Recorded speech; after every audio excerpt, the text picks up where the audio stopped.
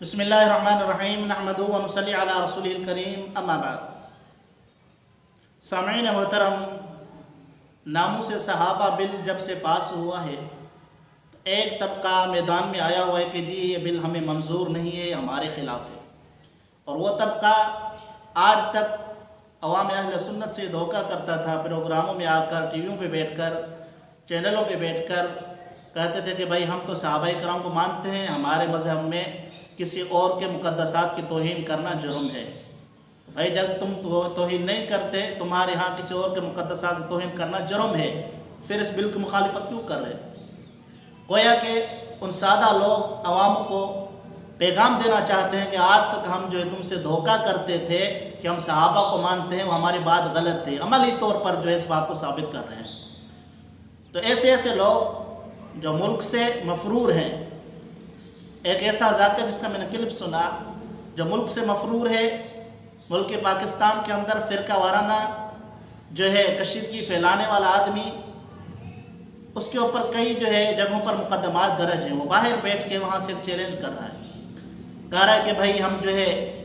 Assembly کے اندر آئیں گے اور اسپیکر کے ڈیسک پر قرآن مجید کو رکھ کر پھر ہم تم سے سوال کریں گے، ہم گفتگو کریں گے۔ تو یہ جرأت تمہارے اندر ہوئی کب سے؟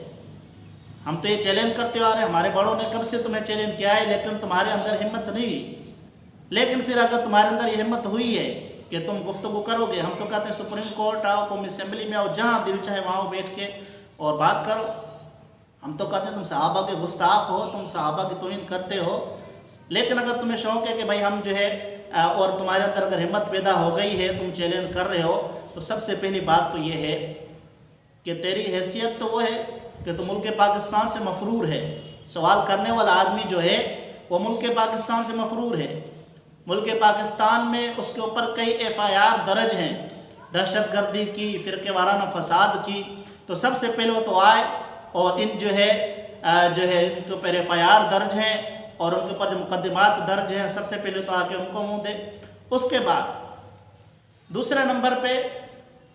کہ تیری حیثیت جس طرح سے ملک کے اندر نہیں ہے تو ایک دہشت گرد آدمی۔ دوسرے نمبر پہ تیرے جو مذہب کے لوگ ہیں، تیرے مذہب کے جو زعماء اور ذاکرین ہیں، وہ بھی تجھے اس بات کا اعلان کر چکے ہیں کہ بھائی ان کے ساتھ ہمارا تعلق نہیں ہے، اور وہ اس سے برات کر چکے ہیں، وہ بھی تجھے اپنا ماننے کے لیے تیار نہیں ہیں۔ تو تیری حیثیت کیا ہے چیلنج کی؟ گویا کہ اس کی حیثیت تو وہی ہوئی کہ جس طرح سے ایک بھنگی خلیفہ ہارون الرشید کو دیکھ کے کہہ رہا تھا کہ بھائی اس کی میری نظر میں کوئی حیثیت نہیں ہے، ایک بھنگی وقت کے خلیفہ پر اعتراض کر رہا تھا۔ تو ایک ایسا آدمی جو ملک سے مفرور، ملک کے اندر اس کے اوپر دہشت گردی کے جو ہے FIR درج، مقدمات درج، اپنا مذہب اس کو جو ہے غیر قرار دے چکا ہے، اپنا مذہب اس کو غیروں کے ایما پر چلنے والا قرار دے چکا ہے، وہ آدمی چیلنج کر رہا ہے۔ ٹھیک ہے، اگر شوق ہے تو آپ اپنے آپ کو پہلے تو ان مقدمات کو منہ دے، اس کے بعد پھر بیٹھتے وہاں پر قومی اسمبلی کے اندر، پھر ہم بھی تم سے کچھ سوال کریں گے، پھر ہمارا سوال ہی ہوگا۔ جس طرح سے تمہیں سوال کرنے کا حق ہے، ایسے ہمیں سوال کرنے کا حق ہے۔ پھر ہم وہاں پر ممبران اسمبلی کے سامنے، کابینہ کے سامنے، منسٹروں کے سامنے ہم سوال کریں گے تم سے کہ وہ کون سا مذہب ہے جس کے مذہب میں ائمہ کا مقام انبیاء سے زیادہ افضل ہے۔ ہم سوال کریں گے وہ کون سا مذہب ہے کہ جس مذہب کے اندر ائمہ روزی کے اور موت کے مالک ہیں۔ پھر ہم سوال کریں گے تجھ سے کہ وہ کون سا مذہب ہے کہ جس مذہب کے اندر ماں سے زنا کرنا جائز ہے۔ ہم پھر تجھ سے سوال کریں گے کہ وہ کون سا مذہب ہے جس کی بنیاد ایک یہودی منافق نے رکھی۔ ہم تجھ سے سوال کریں گے کہ وہ کون سا مذہب ہے کہ جس کے مذہب کے بانی کو حضرت علی رضی اللہ تعالیٰ عنہ نے جلوہ دیا۔ ہم تجھ سے سوال کریں گے کہ وہ کون سا مذہب ہے جس کے مذہب کے اندر مطاع کرنے والے شخص کو معاذ اللہ حضرت حسن و حسین، حضرت علی اور معاذ اللہ جناب محمد رسول اللہ صلی اللہ علیہ وسلم تک کا مقام دیا جاتا ہے۔ ہم تجھ سے سوال کریں گے کہ وہ کون سا مذہب ہے کہ جس مذہب نے جو ہے امت مسلمہ کو قتل کیا، وہ کون سا مذہب ہے جس کے ساتھ ہلاکو خان کا تعلق تھا، وہ کون سا مذہب ہے جس کے ساتھ میر جعفر کا تعلق تھا، وہ کون سا مذہب ہے جس نے شام کے اندر مسلمانوں کا قتل عام کیا، تو وہ کون سا مذہب ہے جس نے پوری دنیا میں فرقے واریت پھیلائی۔ اس کے علاوہ بہت سارے اور سوالات ہیں ہمارے، ہم تم سے کریں گے۔ اس کے بعد جب تم ان سوالوں کا جواب دے چکے، جب تم ان سوالوں کا جواب دے دیں گے، اس کے بعد پھر ہم تمہارے سوالوں کا جواب وہی دیں گے، کیونکہ تمہارا چیلنج یہ ہے کہ بھائی ہم قومی اسمبلی میں آگے تم سے سوال کریں گے، تو آؤ قومی اسمبلی میں بیٹھو، پھر ہم تمہارے سوالوں کا جواب دیں گے۔ پھر ہم تمہیں جواب دیں گے کہ سورۃ منافقون کس کے بارے میں نازل ہوئی، ہم تمہیں جواب دیں گے کہ سورۃ منافقون تمہارے جیسے جو ہے تمہارے بڑے عبداللہ بن ابی اور ان کے ساتھیوں کے بارے میں نازل ہوئی، صحابہ کے بارے میں نازل نہیں۔ پھر ہم تمہیں جواب دیں گے اس وقت کہ صحابہ کرام نے نبی علیہ السلام کا جنازہ پڑھا یا نہیں پڑھا، تمہاری کتابوں سے ثابت کر کے دکھائیں گے کہ صحابہ کرام نے نبی علیہ السلام کا جنازہ پڑھا ہے،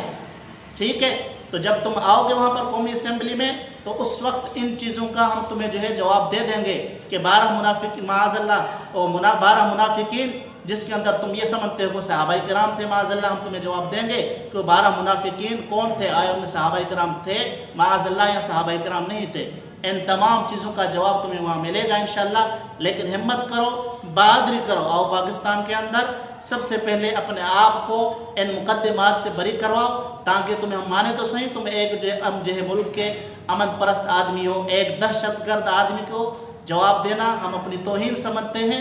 تم آؤ اپنے آپ کو ان جو ہے مقدمات کے سامنے لاؤ، اس کے بعد پھر آؤ قومی اسمبلی میں، تم آؤ یا تمہارا کوئی بڑا ہے، ان چیزوں کا ہم سوال جو تم نے سوال کیا ان کا جواب دیں گے، لیکن پہلے ہم اپنے سوال رکھیں گے، پہلے تمہاری وہ کتابیں ہم لائیں گے جن کتابوں کے اندر جو ہے صحابہ کرام کی توہین کی گئی، جن کتابوں کے اندر خمینی نے اور مجلس نے کفر بکا، وہ کتابیں ہم سامنے لائیں گے، بس کریں گے، اس کے بعد تمہارے ہر سوال کا جواب دینا یہ ہمارا حق بنتا ہے انشاءاللہ۔